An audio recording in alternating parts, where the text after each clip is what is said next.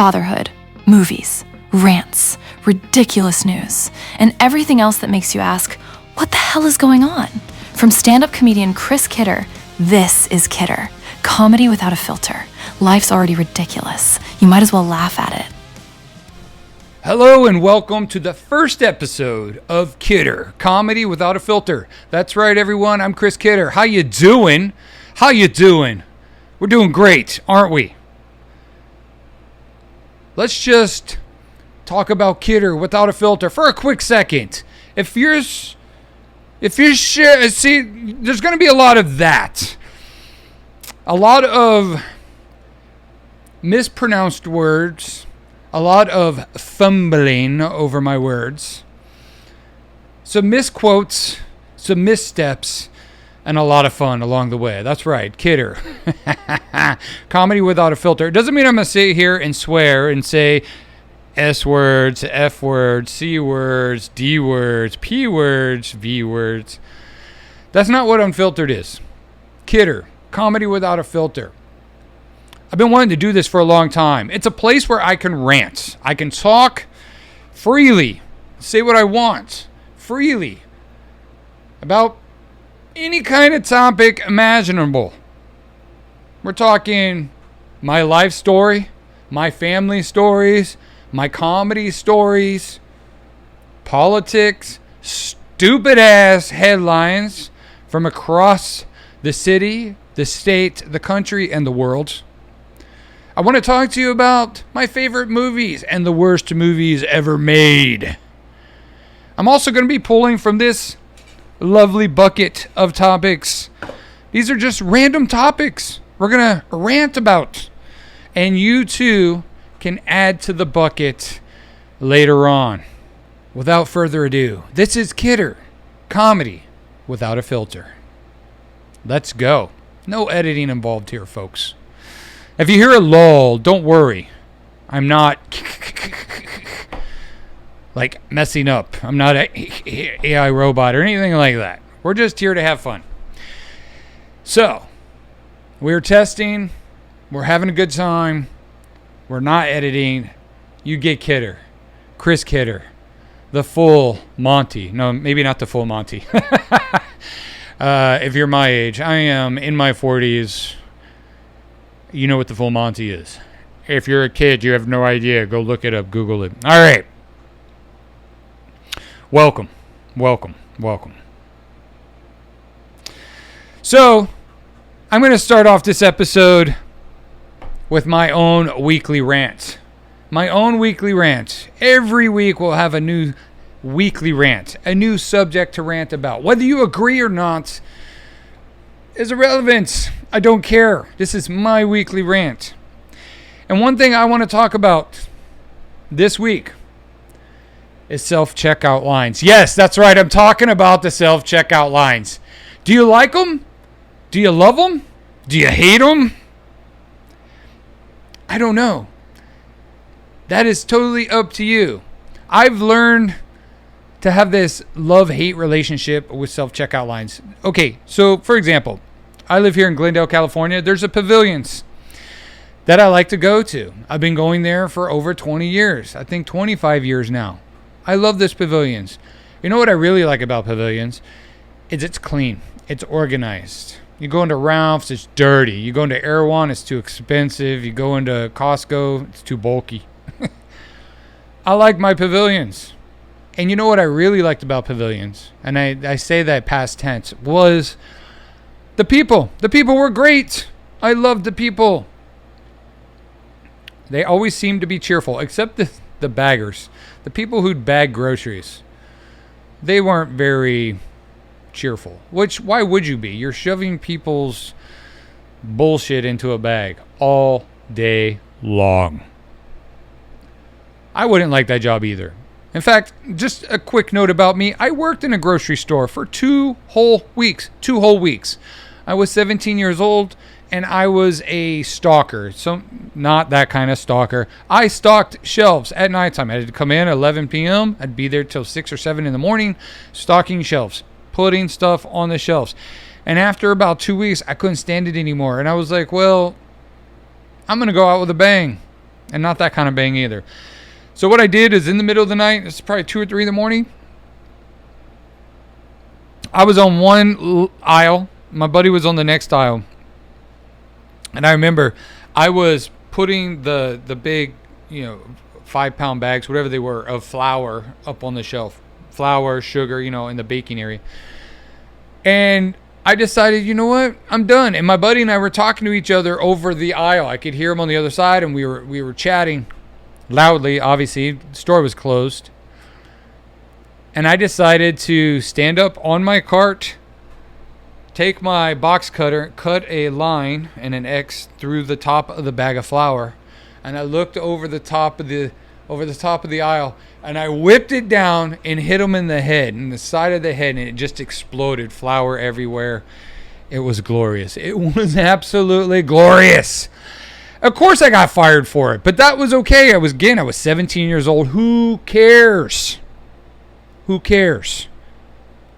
Point is, I worked at a grocery store. I have a little bit of insight knowledge, but this is not what this is about. This is about self-checkout lines, whether you like them or love them. Baggers hate their jobs. So for years, I went to pavilions, and I'd go through the line. I remember there was Martha, there was Antoinette, there was Barbara. These were people that I loved seeing in the not self-checkout, in the regular checkout line.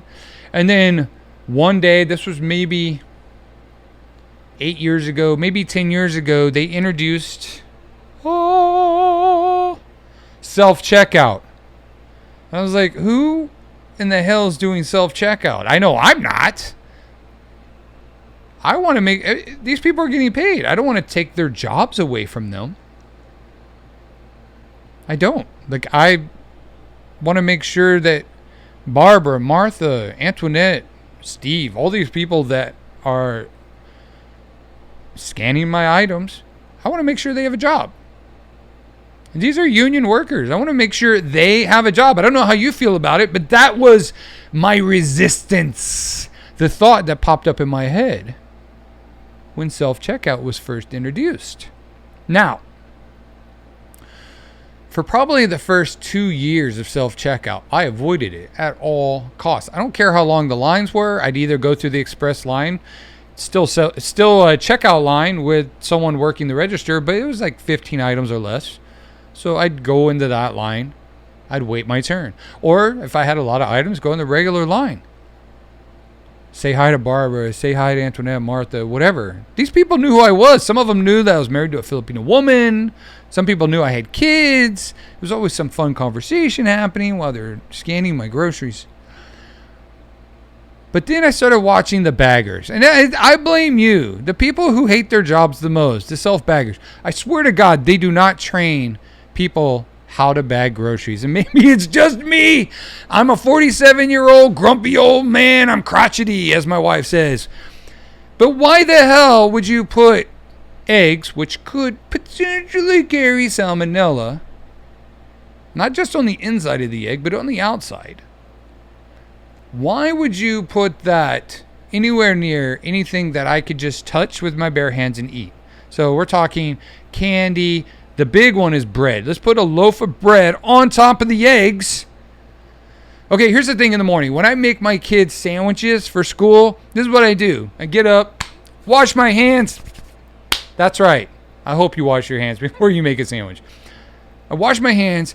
I reach in and grab the bag with the bread in it. The loaf of bread. The bag that was touching the eggs the day before.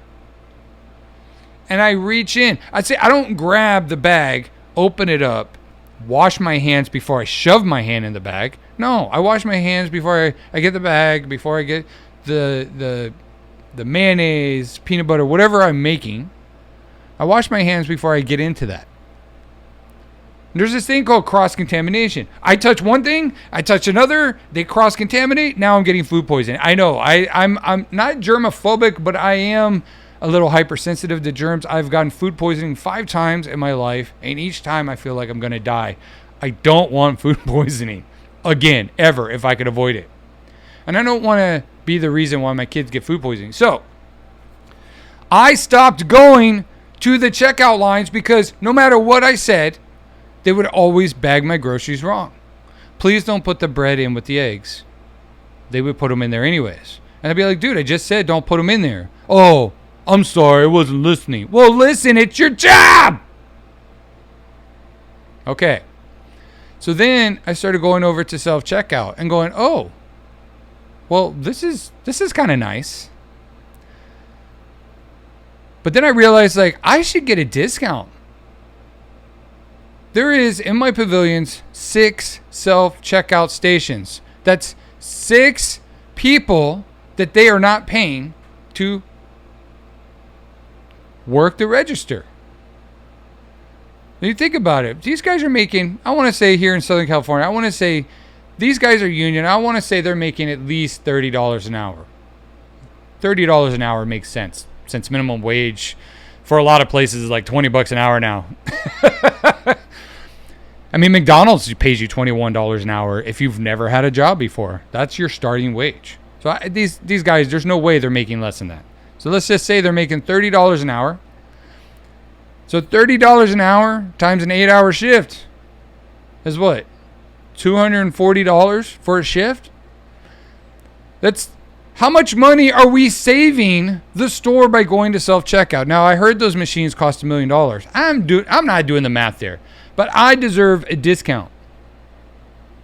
And you know what they did to me recently? They put up a sign, 15 items or less in self-checkout. I now wear my earbuds, noise cancellation, so I can't hear anyone. And I go straight into self-checkout with all 60 or 70 items in my cart. I've had so many nasty looks. People must think like I'm the most self-entitled, most self-indulgent prick on the planet because they are being held up, because they have to wait an extra 2 minutes, because they have to get and go to another self-checkout station because there's this guy with a whole cart full of groceries. You know what? I don't care. So I will say this. I started off hating self-checkout. But now I have this love relationship for self-checkout.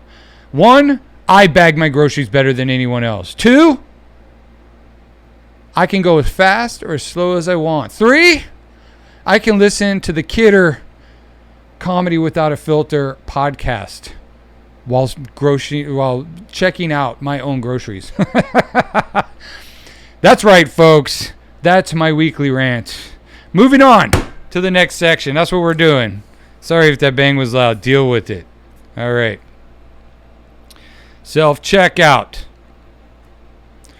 Next, we're going to do the dad minutes. This is the dad story of the show, or dad jokes, whatever you want to call it. I want to talk about this. I work in the film industry and have been for 24 years. And right now, work sucks. It sucks. Hey, IATSE Local 80, Chris Kidder, Grip here. Hey, I'm looking for a job. Okay, that's a sidebar.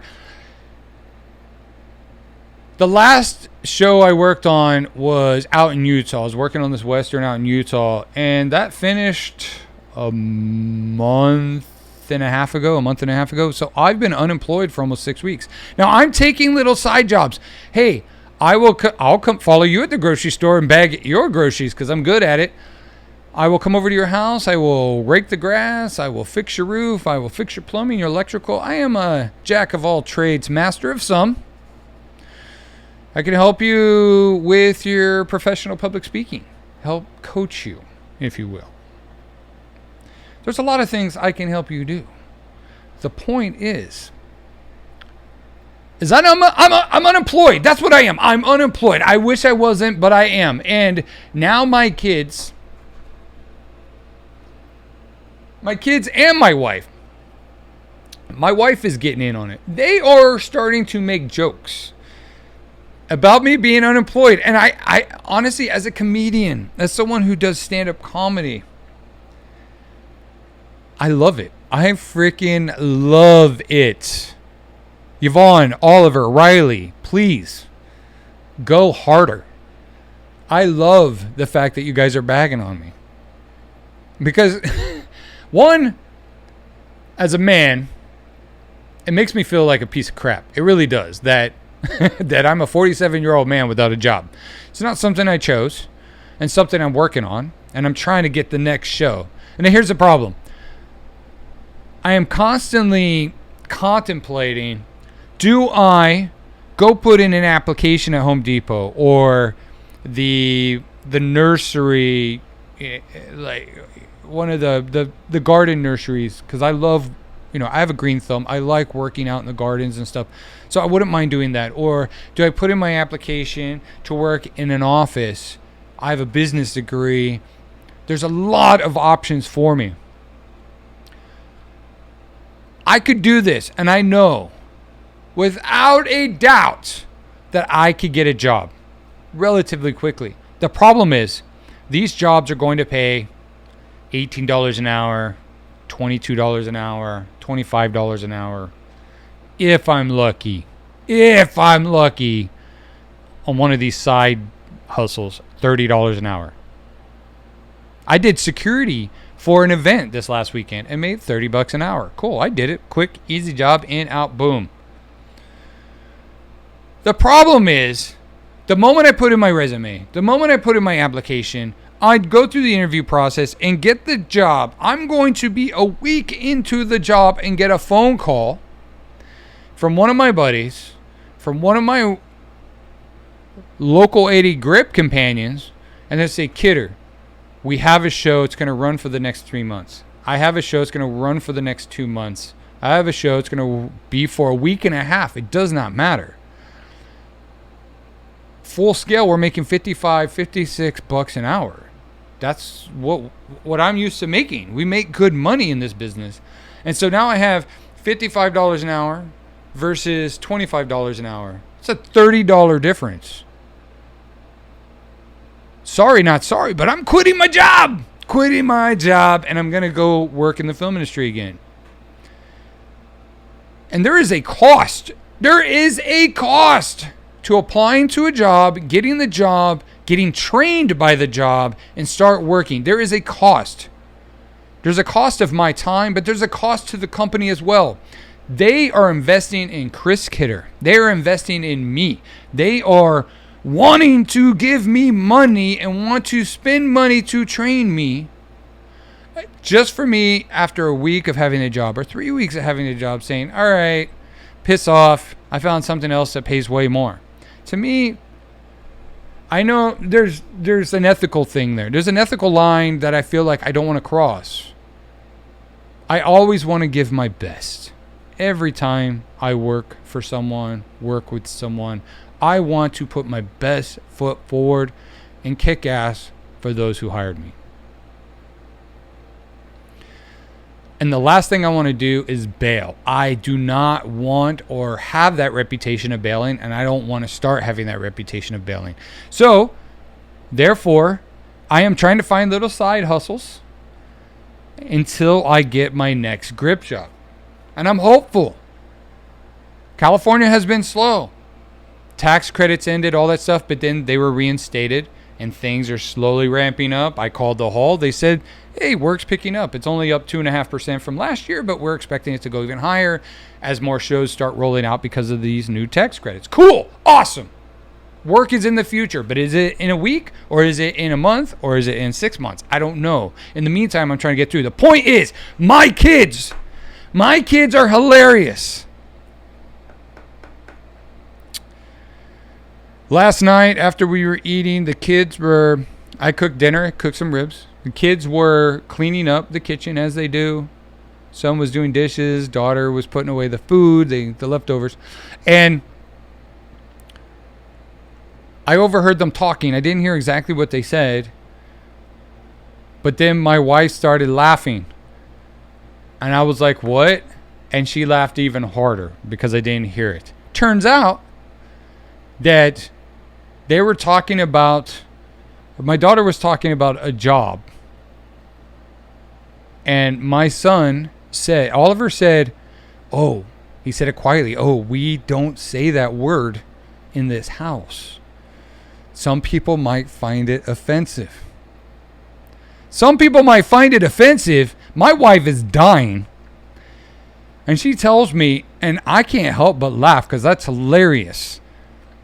They did not want to offend their dad, who is not employed right now, with the word job. We want to keep that word on a hush-hush, the DL. We want to be politically correct around the word job because daddy doesn't have one. Hilarious. Hilarious. Boy. You are one funny kid. And then we were playing a game the other day. And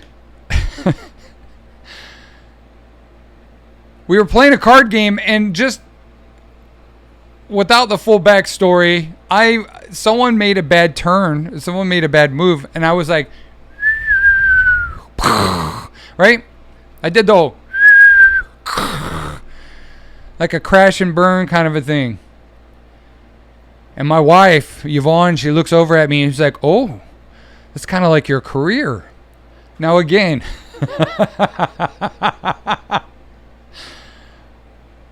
I bust out laughing. Now when you really think about it, you're like, oh, well, that's a shitty thing to say about your husband. That's a burn. But I know she meant it lovingly. She meant it with all the humor and love in the world. My wife and I have a huge respect for each other, and we make jokes nonstop. If you come to one of my comedy shows, you hear me making jokes about myself, about my kids, about my wife nonstop. I love it. They love it. My wife is the funniest lady I know, and she has the best sense of humor out of anyone I've ever met. So I couldn't help but laugh, and kudos to her. We are constantly making jokes about each other. And that's my dad minute. It's more like 4 or 5 minutes, but that's the dad minute. Keep making jokes about your father. Keep making jokes about your husband. Guys, the moment you stop laughing, people always say, "What?" Like my wife and I have been together 25 years. 25 years. And we're still happily together. Happily married. Over 20 years now. Why? Because we respect each other. And the number one reason I tell people, it's humor. Do not stop making your partner laugh. Always make them smile. Always make them laugh. And if they stop laughing, there's a reason. Get to the crux of the situation. Find out the reason. And then make them laugh again. All right, that's my dad minute. Marking that off the list. Yeah, we did it, folks. All right, we're about halfway through our first episode of Kidder, comedy without a filter. Now, this next section. What were they thinking? What were they thinking? I want to talk about movie theater snacks, the sizes of the snacks, the costs of the snacks. What were they thinking? Okay, now for anyone who's older than 35, 40 years old, you go back when you were a teenager, childhood, you think about snacks. Think about popcorns. Think about candies, hot dogs, whatever, corn dogs, whatever they were selling. They were expensive, but they weren't as expensive as they are today. Were they? I went and saw 2 movies this week with my wife and kids. 2 movies. Okay, now the movie tickets undoubtedly are more expensive now than they were 20, 30 years ago. Actually, as a kid, I remember going to the dollar movie theater with my mom and my cousins, and it was $1. It was $1 to see a movie. Now, I can't remember, but I'm sure it was a really crappy theater compared to maybe the nice theaters back then. Maybe when I was a kid, a nice movie theater cost $3 to $5 for a ticket. And then there was the dollar theater, as my family referred to it, because it was $1 to see a movie. They are more expensive now. On a cheap end matinee, you're looking at $14, $15. High end Dolby Theater, IMAX theaters on a premium night could cost you upwards of $35 for a ticket. That makes sense. But on average, I would say movie tickets still cost between $18 and $22. $18 and $22 to see a movie. That's not bad. That's not horrible. But then when there's 4 of you, when you're married with 2 kids, I mean, it's $100 to go see a movie. We saw 2 movies this week. That's like $200. $200 to see 2 movies. I miss Blockbuster. Anyway, going to the snacks. Why are snacks more expensive than seeing a movie? Why does it cost over $100 for 4 people to get snacks? Why are ices $10 a pop? Why is a thing of popcorn $9? Or, oh wait, if you want the collector bucket where you stick your hand up a horse's ass to get your popcorn, why is that $25? It's just a little piece of plastic with popcorn in it. Who is buying these? I want to go into your house. If you, or send me a photo, if you have a dedicated bookshelf to nothing but popcorn memorabilia. That's right. The fancy popcorns, the Spider-Man head, the Iron Man mask where you shoved your hand in the back of his skull to get your popcorn, or, you know, the Trojan horse from Odyssey where you shoved your hand up its ass to get your popcorn. If you're that person, I want to see photos. I want to see proof. Like, who is keeping this stuff? Okay, I can understand, like, Thanos, the glove, like having a glove and sticking your hand into it to get your popcorn. I think that's kind of cool, because afterwards, you know, you stick your hand in it and you have a Thanos glove. Okay, cool. Regardless, $25, $35, $45, whatever it is. Some of these I've seen the prices go over $60 for a thing of popcorn. Insanity. Candy. Okay, I could go to Pavilions and get my little bag of jelly beans for, I think they're $3.99 to $4.99 depending on what bag it is. And then I go into a movie theater and that same bag is $15, $12 to $15 depending on the movie theater. Or I could just go to Costco and get it for really cheap. Probably the same bags for like $2 or $3 and put it in my wife's giant purse. Which I feel like they should, if you owned a movie theater, if I owned a movie theater, the first thing I do is hire a security guard that goes through every bag. No outside food, no outside drinks. I'm opening up every bag, including purses, and make sure there's no weapons. And I'm going to spot your bag of jelly beans, your bag of Swedish fish, if anyone eats those, or Twizzlers.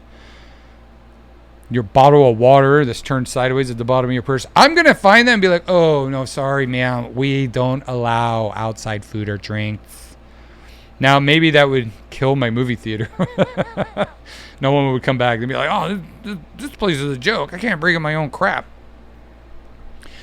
But the prices have gotten outrageous, right? So 4 people, $100 to go see a movie, but then you're spending at minimum $100 to get nachos, hot dogs, popcorn, and 4 drinks. And a bag of candy or 2 bags of candy because the kids want their candy. Like you're spending $120, $140 on food now. So now we're spending a car payment to go see 2 movies in a month. No way. And you know what? We went to a Regal Cinema this last week to go watch the movie Odyssey. I'm drinking water at this point. Okay, a bottle of water is still like $8. I'm drinking water. So I order my bottle of water. My wife and my son get ices. My wife's like, oh, I just want a medium icy. My son's like, can I get a large? And my wife, like she does, caves and says, sure, you can have a large. I'm thinking, it's Odyssey. It's a 3-hour movie, dude. You're going to have to go to the bathroom like 3 times with the large. Like, don't get the large. Now, we haven't been to this Regal Cinema in years. Out comes the first icy. Now, immediately, I'm thinking it's a large because this thing is like 32 ounces. This is the medium. My wife goes, wow, that's a large? That is really big. And the lady's response is like, oh no, that's the medium size. My jaw dropped. The medium size? Are you insane? Next, they bring out the large for my son. It's the size of his torso. It's a 48 ounce. I'm not kidding. This thing is something that you would see. Remember those big gulps from 7-Eleven? Which I don't think they sell them anymore. Like the giant ones that the truckers would get to fill with coffee. It was like a gallon of coffee. That's what this thing looked like. It was, and you would think, okay, maybe it's skinny because it's so tall. No, this thing, I mean, it was like, not the top of the bucket here, but the bottom of this bucket. It was literally that wide and like literally like 16 inches tall. I looked at this and went, that is crazy. And they're like, oh, you get one free refill. Who's refilling this? Are you insane? No one. I have an appetite. I'm a kind of a chubby guy. I could drink one of those. Could I drink two? No way, dude. Are you insane? Okay, that's it. That's my rant. What were they thinking when they came up with these sizes? What were they thinking when they came out with these prices? They talk about ticket sales are down. Ticket sales are down.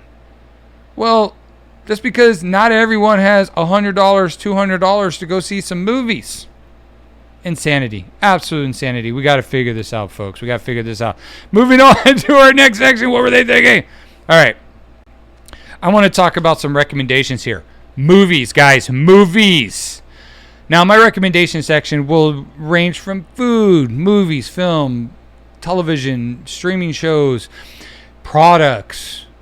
I'll talk about things I don't recommend and why, and things I recommend. But I want to talk about 2 amazing films. Not 1, but 2 amazing films. Please, if you have not seen Odyssey, you have to see this film. It is capital 4 letters epic. It is absolutely epic. Went and saw it this last week at that Regal Cinema where my son got that very, very large icy. Went and saw Odyssey, and Christopher Nolan did it once again. Knocked it out of the park. Not only did he shoot the entire film on IMAX, which has never been done before, it was beautiful. It was everything I wanted it to be. It was an epic film. I don't want to give away anything from the film, but there's a Trojan horse scene. Beautiful. The movie had intense fighting scenes, beautiful imagery. Nolan's sense of timing, and he always plays and manipulates time in his storylines. He never goes like straight linear, right? He jumps around in his timelines. He manipulates time. He uses time as part of the story. And he did it once again. The film is fantastic. Is it for everyone? No, I don't think so. I don't think it's for everyone. It had its slow moments. But if you read Homer's Iliad or the Odyssey, then you know it is poetry. There's fast. There's slow. I mean, you have your pentaemic, what is it? Pentaemic meter, or whatever it's called. Forgive me, that's escaping me. It's the beat of poetry. I felt like he did that in this film. It has its fast moments, and with the music plays an absolute role in this film, and it followed like he did in Interstellar. Music had meaning in Interstellar, which to me is still the best Nolan film out there. But sound and music had meaning in this film. The imagery was beautiful. The story was beautiful. The actors, beautiful. Oh my God. John Leguizamo, if you do not win If you do not win for Best Supporting Actor in this film, then you are being robbed. I mean, granted, we're not there yet, and we don't know who all your competition is, but I'm a big John Leguizamo fan, and I love him every time I see him on the big screen, and his character in this film was phenomenal. To me, he stole the show. Anne Hathaway, oh my God, amazing on film. She's amazing in this movie. Again, in my opinion, stole the show. You know, she could be up for Best Actress for this. Matt Damon, fantastic, per usual, but nothing out of the ordinary, in my opinion. Like, he is great in everything he does. I've loved Matt Damon from the beginning. Tom Holland was Tom Holland, like he is in every film. Did a great job. Zendaya, she's a great actress, but I feel like Zendaya is the same grumpy woman in every film. You look at her in Dune, she's this grumpy person with just stares into your soul. Spider-Man movies, opposite of her husband Tom Holland. She is MJ, and she's weird and just stares into your soul and just kind of looks grumpy. You've seen her in The Greatest Showman. She is this weird carny who just stares into your soul. That's what she does. Not mad at it, but you know, she was who she was. Charlize Theron was great in that film as well. It was a great film. Go watch it. Do yourself a favor. Go watch it. The second film recommendation, and probably one of the best action hero movie films I've ever seen. Tom Holland, once again, just a week earlier, we watched Spider-Man. Spider-Man Brand New Day. They broke box office records right from the beginning. First night, or their preview night, the Thursday night, I think they did over 60 million in pre-sales. Amazing. I'm not sure, I'd have to look it up, but I think they already broke $1 billion across the globe. That is insanity. It's only been out for a couple weeks. The movie is beautiful. I cried. I laughed. The action sequences were so good. The action sequences were so good that Tom Holland's character, Spider-Man, Peter Parker, even says it in one scene. There's a scene with all these people who are attacking him in slow motion. And of course, because he has his spidey sense and can see everything in slow motion, he just looks up and he's just like, now that's cool. You know why? Because it was cool. And a shout out to Brett Pollock. Brett Pollock, bro. Okay, a little something about Brett Pollock. This dude used to grip with me. He used to grip with me along with Kyle Newacek, who's a big director now, doing all of Adam Sandler's movies and shows and everything. And I'm not trying to name drop, but these guys used to grip with me, used to grip for me when I was key gripping a lot. And we knew Brett. Like, Brett, his love was being behind the camera. He loved shooting. He was shooting stuff. His girlfriend at the time was Hannah Lux Davis, who's probably, arguably, the biggest music video director right now and has been for several years. She's doing all of BTS's music videos. She's doing I think she's doing Christina Carpenter. She's doing, not Christina Carpenter, Sabrina Carpenter. I think she's doing hers, but she does all the Ariana Grande stuff. I think she does Cardi B stuff. Like, she's a huge music video director. Well, Brett Pollock, he was dating her at the time. So she was trying to get into music videos. She even came over to my house one day and asked me if she could borrow my smoke machine. I'm like, sure, you can borrow it. She's an indie director just getting her feet wet. And she's blown up. She's huge. My buddy Kyle, gripping for me, gripping with me. I've tattooed him when I was tattooing people years ago. I put a tattoo on his shoulder. And at the time, him and his roommates, Adam Devine, Blake, Anderson, all these guys who were from the show Workaholics, which Kyle created. They were doing this thing called mail order comedy. And I would jump in and help them, kind of helped crew with those guys because I loved Kyle. Kyle was one of the happiest, like, positive guys I've ever met. I'm assuming he still is. I haven't hung out with him in a long time.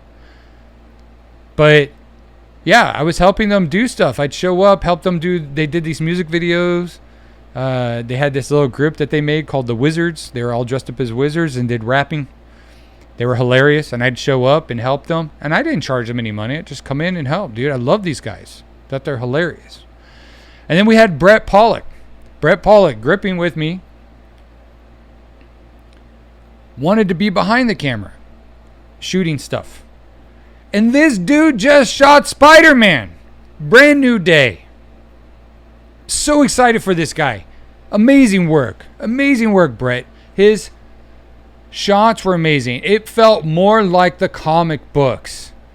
There were a lot of POV shots from Spider-Man. There was a lot of close-ups of him through the air. It felt like something that just jumped off the comic book page in a great way. The action sequences were phenomenal. I cried, I think, at least 3 times in the film. It was very moving, very touching. Now, I do have to say this. If you don't follow the Tom Holland Spider-Mans, go watch the previous 3 because there's a lot of backstory that leads into this 4th one.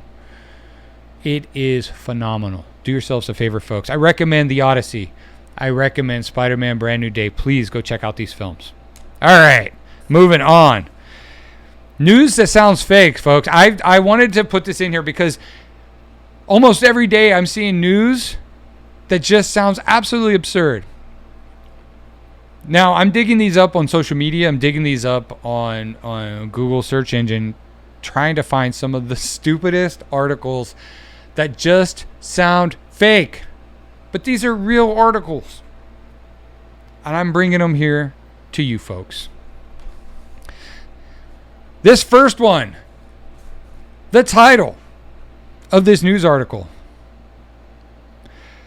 Hundreds of bald people reportedly gathered in Glendale, California, for a bald person meetup. That's right, folks. Hundreds of bald people. People with no hair. People who are losing their hair.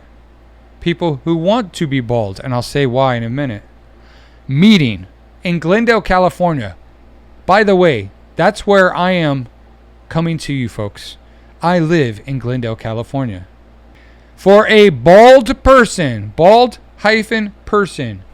people, coming together for a meet-up. Who in the world feels like they have to congregate with other bald people to feel accepted? Who got up on a Saturday morning and said, you know what? Are other bald people meeting up so they feel welcomed and feel like they are a part of a group? Who is searching for this shit? And who didn't tell me? Look at it. Okay.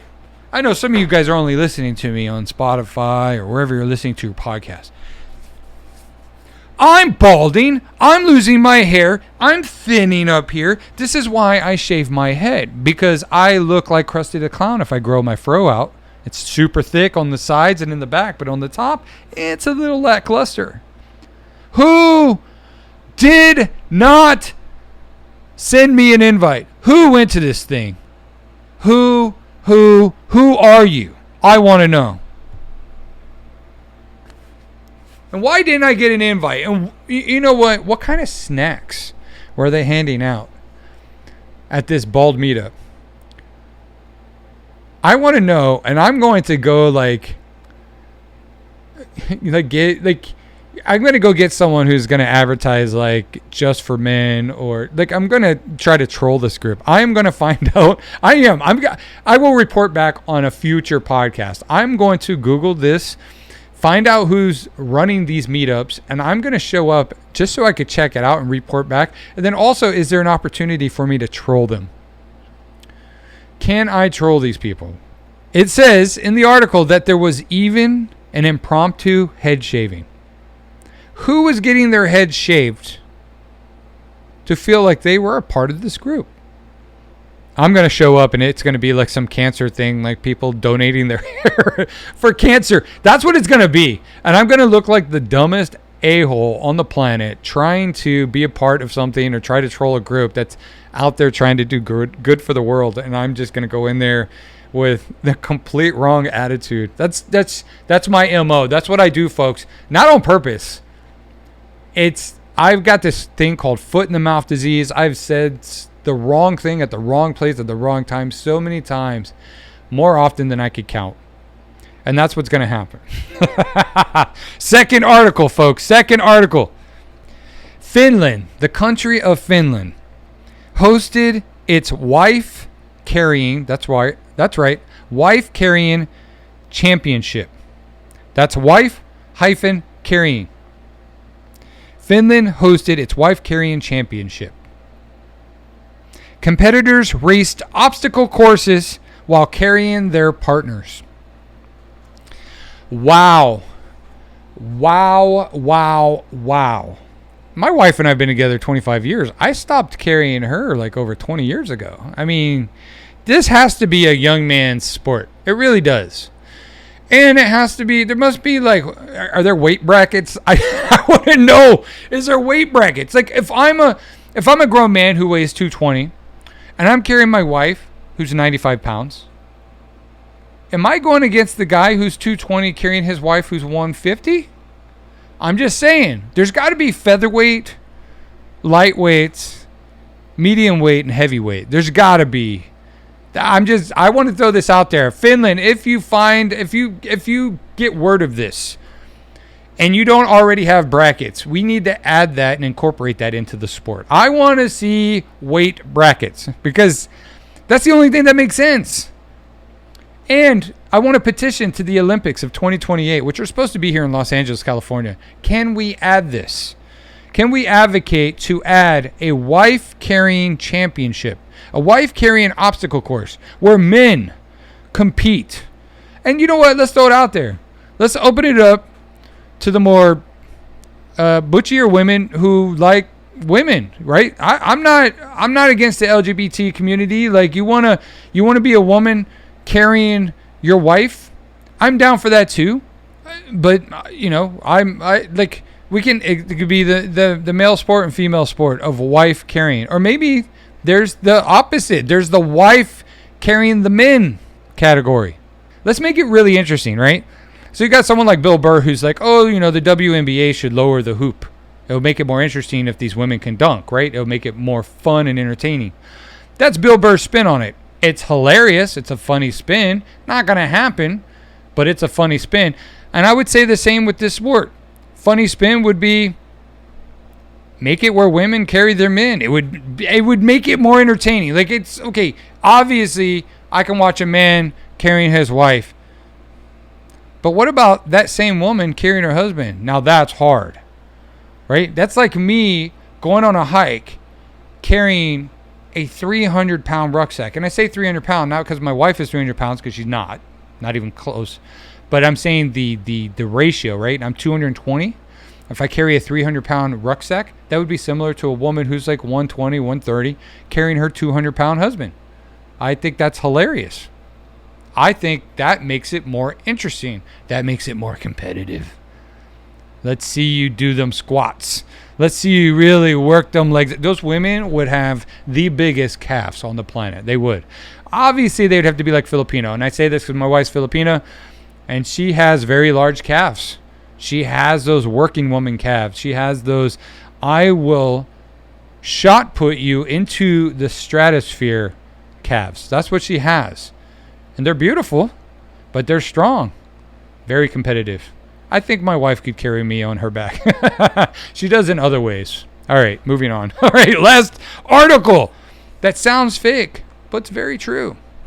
This article read in all caps. in Knoxville, Tennessee. 1 million bees escape from truck. Okay, well, initially when I saw that headline, I was like, I have questions. First off, why do you have 1 million bees on your truck? Second off, how do you keep them in the truck? Third off, did you count 1 million bees? Or was there like 900,000 and you're just rounding up? Or is there 1.3 million and you don't really know how many bees you have? Or maybe it just looks like 1 million bees, but realistically it's only 75,000. I have questions. And why did they escape? Is this like a B-movie scenario where, you know, they're just tired of being smoked out by the little smoke gun that they use? And so they felt imprisoned and they decided, hey guys, let's get out of here. That's a horrible bee impression. But what do you mean they escaped? You mean they got out? Your container broke and they decided to just fly out? And did they leave? Did they fly away? Or were they just buzzing around because they were looking for some flowers they need to go get and bring back? I'm assuming these are those weird ass boxes. So if you go to like an almond field or an orchard or whatever, they need bees, honeybees, to pollinate these things, right? So you'll see them transport bees in these boxes. Is that what it was in? And then they got out? So to me, it sounds a little weird. And, you know, it said in the article that it says that they had to shut down the highway and keep people behind the emergency vehicles until the bee people showed up to contain them and remove them. And then it said no injuries were reported. Well, injuries to the bees? Because it doesn't say. Or like injuries to people. I mean, are we now calling a bee sting an injury? Is that an injury? Or is it, you know, someone in other stories may have gotten chased by bees and they ran and tripped over a rock and bashed their head open, so therefore it's now an injury. I have questions. But that's our article. 1 million bees escaped from a truck. Dumb. All right, I'm going to talk about one random thing. We're going to do this. This is called the bucket. And I have, you can see, little pieces of paper with random topics. And this is a part where, hopefully, as the podcast grows, you guys can throw in random topics, which I will put in the bucket. And whatever I pull out, I will talk about for a few minutes. This will be your way to participate in this podcast.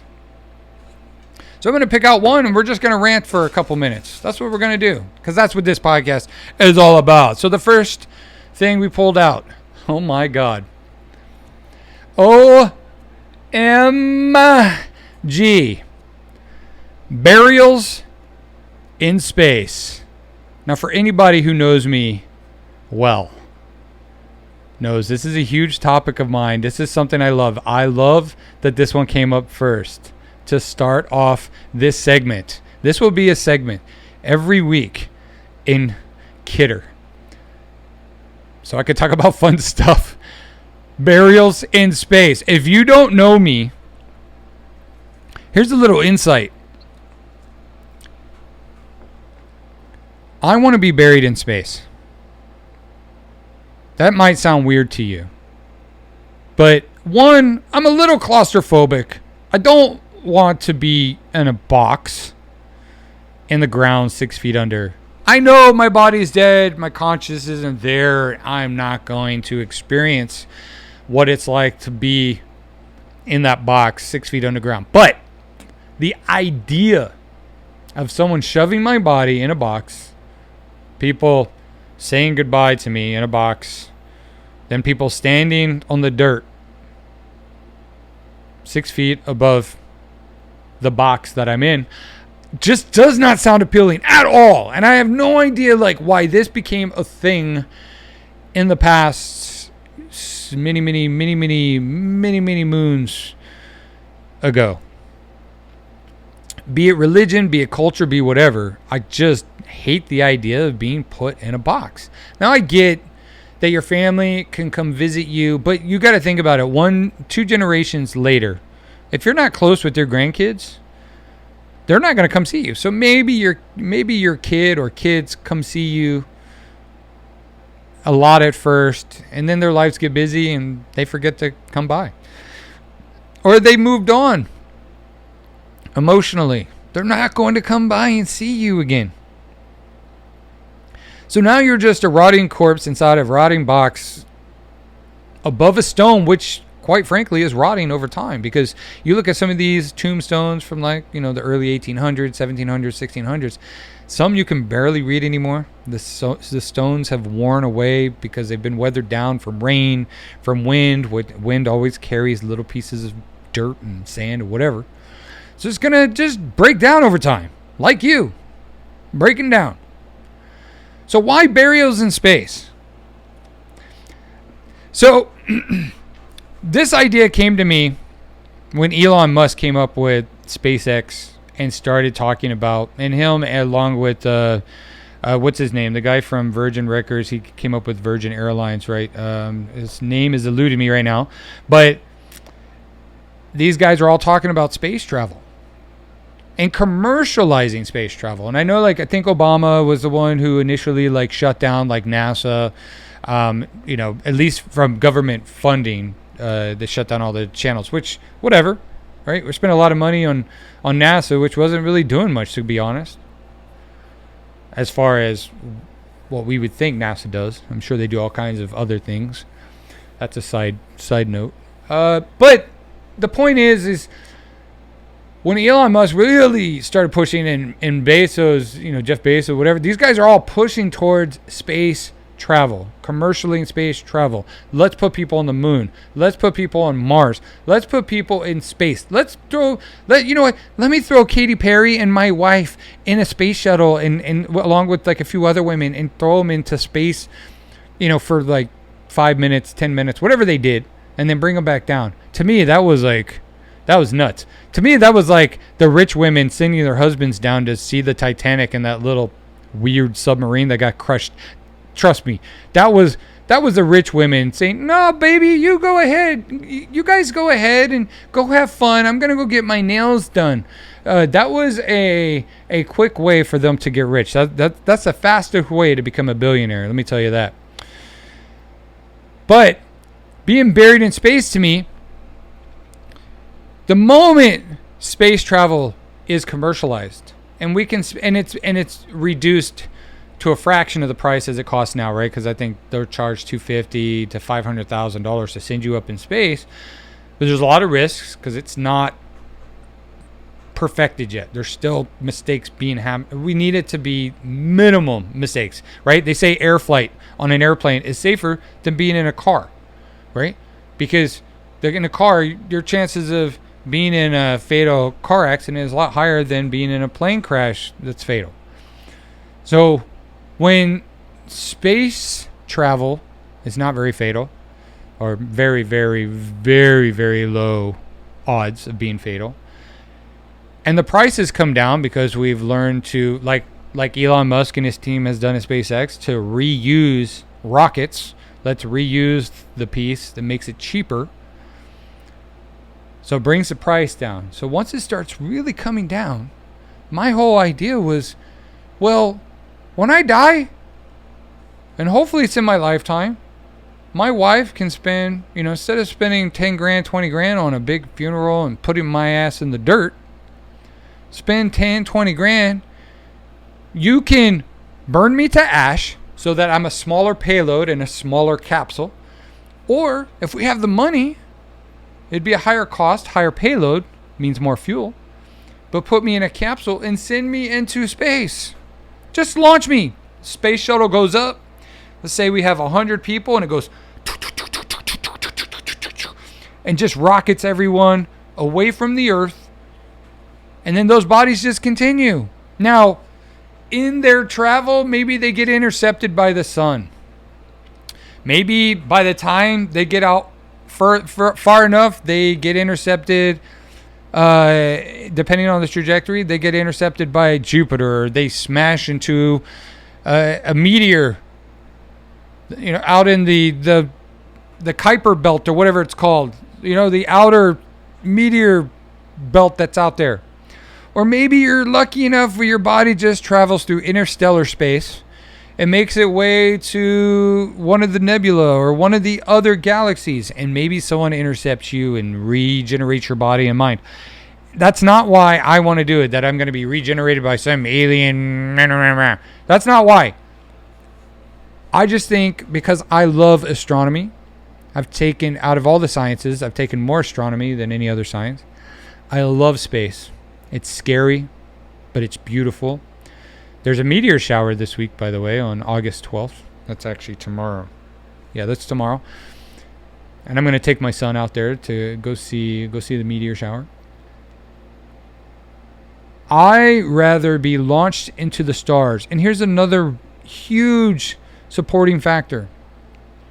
Instead of your kids or your wife or your grandkids going to a place of death, to a graveyard, to a morgue, not a morgue, but where they put your body in, we call them the condos, right? The indoor spot where they slide your body into those, I don't know what those are called, but we call them the condos. My wife and I call them the condos. It's where you go in one of those buildings where they put you in and, you're on top of someone else, but, they slide you in long ways. Instead of your family going there, all they got to do is look up. All they have to do is look up. I'd rather have my daughter having a hard night at school.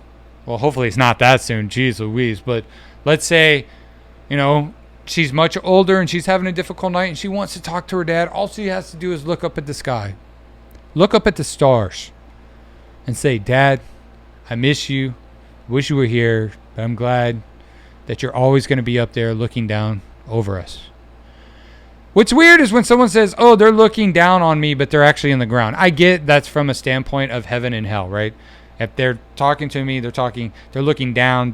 It's because they're up above in heaven, looking down on me. I get that reference. But realistically, if your body is way up there above me, then I know you're looking down. Unless you're on the other side of the planet up on space. Okay, whatever. That's so stupid. That is my What's in the Bucket segment, folks. What are your thoughts on burials in space? You know mine. I'd love to hear yours. Y'all, this has been a fantastic first podcast. Absolutely amazing. I'm going to have a place on the screen, or if you're listening to me, I will put it in the body of the description. If you're listening to me on Spotify or Google or wherever you're listening to your podcast, I will have an email address for you to email any questions you may have. If you want to reach out with any feedback. Chris, I don't think you should say this. You know what? Keep those comments to yourself. No, I'm kidding. You can say whatever you want. I'm open to suggestions. I'm open to hearing your feedback, what you think of the segments. This is going to be a weekly podcast. I'm going to do my best to pump one out every single week, folks. And try to have fun. Comedy is about letting go, having fun. We could talk about real things here. We could talk about politics, but I'm never going to be too serious. Never going to be too serious. This is all about laughter. This is all about fun. These are some of my perspectives and point of views, but some of them are me making fun of other people's perspectives and point of views. This podcast is comedy without a filter. This is Kidder. Remember, life, wow, I already messed up my clothes, folks. Wow. Remember, life's already ridiculous. You might as well laugh at it. Thank you very much, folks. I love you very much. I'll see you soon. Ciao.